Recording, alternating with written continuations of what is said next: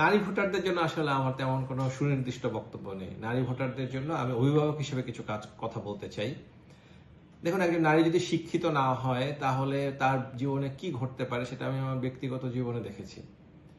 ধরুন, একজন নারী শিক্ষিত হলো না, সে তার এসএসসি পাশ করার আগে ঝরে পড়লো এবং তার বিয়ে হয়ে গেল, সন্তান হলো।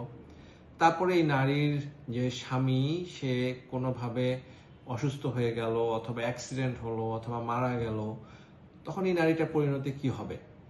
সে তার শ্বশুর বাড়িতে গলগ্রহ হয়ে যাবে। একজন নারী যদি শ্বশুর বাড়িতে তার স্বামী না থাকে, সে যে কতভাবে নির্যাতিত হয়, কতভাবে মানসিক এবং শারীরিক নির্যাতনের শিকার হয়, এটা আমরা সবাই জানি। এই নারীটার কোনো সম্মান থাকবে না, তার বাচ্চাগুলো অনাথ হয়ে যাবে, তার বাচ্চাগুলোর দিকে কেউ দেখবে না, খরচ করার মতো লোক থাকবে না তাদের পিছনে, তাদের শিক্ষা, তাদের ভবিষ্যতের সবকিছু অনিশ্চয় তার মুখে পড়ে যাবে। এই নারীটারই ধরেন, আবার যদি শিক্ষা থাকতো, সে যদি একটা ডিগ্রি থাকতো, তার নিদেন পক্ষে তার যদি একটা গ্রাজুয়েশন ডিগ্রি থাকতো, তাহলে কি হতো?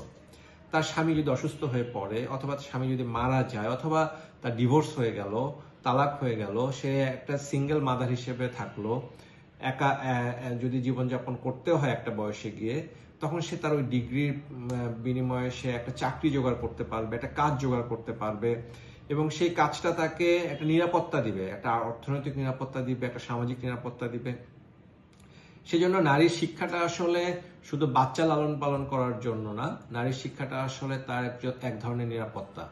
আমি যখন খুব বিপদের মুখে ছিলাম, আওয়ামী লীগ সরকার আমাকে বিভিন্নভাবে নির্যাতিত করছিল, আমি কোথাও কোনো উপায় করতে পারছিলাম না, তখন কিন্তু আমার স্ত্রী, যিনি একজন ডাক্তার, সে তার আয় দিয়ে, তার উপার্জন দিয়ে আমার সংসারটাকে চালিয়েছে। এবং এই সময় আমি নিজে ফিল করেছি, আমি নিজে জানি যে যদি নারীদের কোনো ডিগ্রি না থাকে, যদি তাদের শিক্ষা না থাকে, তাহলে তাদের কত খারাপ অবস্থা হতে পারে। আমি এখানে নারী শিক্ষা বলতে কিন্তু ডিগ্রি সহ শিক্ষা বোঝাচ্ছি। আপনি বলতে পারেন যে নারীদের তো শিক্ষিত হলেই হবে, তার সন্তানদেরকে তার প্রতিপালন করতে পারবে। দেখুন, নারী শুধু শিক্ষিত হলে হবে না, তার ডিগ্রি লাগবে। ডিগ্রি লাগবে কেন? তার চাকরি পাওয়ার জন্য ডিগ্রি লাগবে, তার কাজ পাওয়ার জন্য ডিগ্রি লাগবে।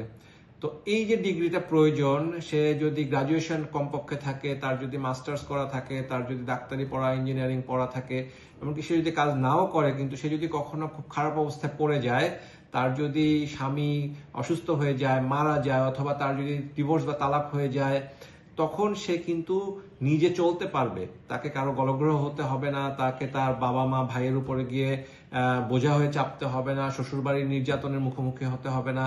তাই আমি নারীদেরকে বলবো যে আপনারা আমাকে নির্বাচিত করেন বা না করেন, আমি ভবিষ্যতে আপনাদের সামনে কথা বলার সুযোগ পাই বা না পাই, কিন্তু আজকে আমি আপনাদের উদ্দেশ্যে একটা খুব স্পষ্ট বার্তা দিতে চাই।